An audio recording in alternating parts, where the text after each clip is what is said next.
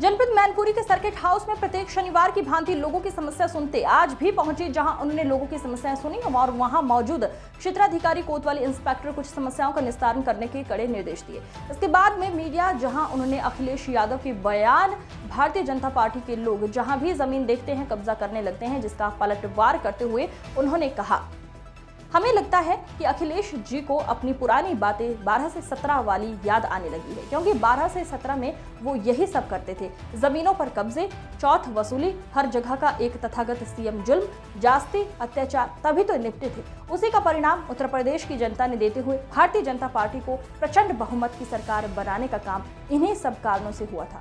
उन्होंने पीएम के संसदीय क्षेत्र वाराणसी में हुए सामूहिक विवाह समारोह में 100 से ज्यादा जोड़े भूखे लौटने के शावल पर बोले, अब तो हमारे प्रदेश की सरकार ने सामूहिक विवाह में प्रत्येक बेटी के लिए जिसकी शादी होगी, एक शादी के लिए बजट को बढ़ाकर 1 लाख रुपए देने का काम किया है। उनमें से कुछ पैसा सीधा अकाउंट में बच्ची के खाते पे जाता है, बाकी सामान दहेज की व्यवस्था और बाकी सामानों में खर्च होता है और भोजन का भी प्रावधान है। ऐसा हो ही नहीं सकता। अगर हुआ है तो निश्चित रूप से उत्तरदायी उसका जिम्मेदार होगा और निश्चित रूप से उसकी जांच भी होगी और कहीं ऐसी घटना होती है तो कार्रवाई होगी। अखिलेश यादव ने कहा है भारतीय जनता पार्टी है भारतीय जमीन पार्टी हो गई, इनको जहां भी जमीन दिखती है वहीं पे ये लोग कब्जा करना शुरू कर देते हैं।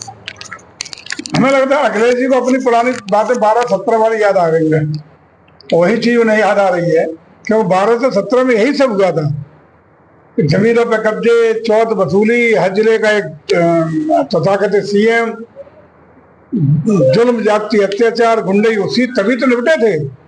उसी का परिणाम उत्तर प्रदेश की जनता ने देते हुए इनको अपदस्थ करके भारतीय जनता पार्टी को प्रचंड बहुमत की सरकार बनाने का काम इन्हीं सब कारणों से हुआ था। जब प्रधानमंत्री के संसदीय क्षेत्र में अभी जो सामूहिक विवाह समारोह हुआ था उसमें करीब 100 से ज्यादा जोड़े थे बगैर खाना खाए भूखे गए, यहाँ तक कि कर्मचारी भी वहां से खाना छोड़। देखिए, अब तो हमारी प्रदेश की सरकार ने सामूहिक विवाह में प्रति बेटी के लिए, जो बेटी जिसके शादी होगी, एक शादी के लिए बेट को बढ़ा करके 1 लाख रुपया करने का काम किया है और उसमें से कुछ पैसा सीधा अकाउंट में बच्ची के जाता है, वधू के खाते में, और बाकी का पैसा उसको दहेज का सामान और व्यवस्थाओं के लिए खर्च होता है। उसमें भोजन का भी प्रावधान है। और मैं समझता हूँ कि ऐसा अगर आप कह रहे हैं, लेकिन ऐसा हो नहीं सकता और हुआ है तो निश्चित रूप से उत्तरदायी उसका जिम्मेदार होगा।